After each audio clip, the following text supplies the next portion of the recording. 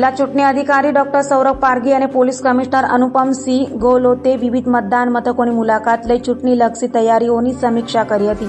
મતદાનના દિવસે ચૂંટણી પંચની ગાઈડલાઇન્સ મુજબ જરૂરી તમામ સુવિધાઓ વ્યવસ્થાઓ ઊભી કરવા અંગે માર્ગદર્શન આપવામાં આવ્યું હતું. સુરત 24 લોકસભા સંસદીય બેઠક બિનહરીફ થઈ છે, ત્યારે સુરત 24 બેઠકમાં આવતા 7 વિધાનસભા મત વિસ્તારો સિવાય નવસારી અને બારડોલી સંસદીય બેઠકોમાં સમાવિષ્ટ 156 માંગરોળ,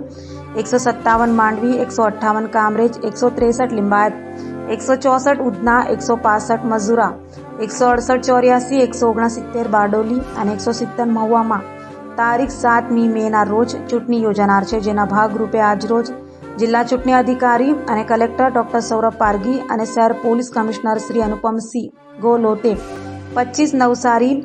લોકસભા મતદાર વિભાગમાં સમાવિષ્ટ ભટારની એસએમસી પ્રાથમિક શાળા નંબર 15, 52 ખટોદરાની એસએમસી આંગણવાડી નંબર 54, 56, બમરોણીની શારદા વિદ્યાલય તથા પાંડેસરા ગામની સુમન હાઈસ્કૂલ નંબર 15, ઉધનાની Samiti Kerala English medium school, લિંબાયતની ન્યૂ મોડેલ સ્કૂલ, લિંબાયતની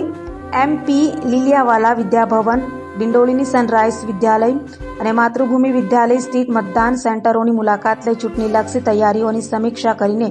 જે તે વિધાનસભાના ચૂંટણી અધિકારીઓ, મદદનીશ ચૂંટણી અધિકારીઓને જરૂરી સૂચનો કર્યા હતા.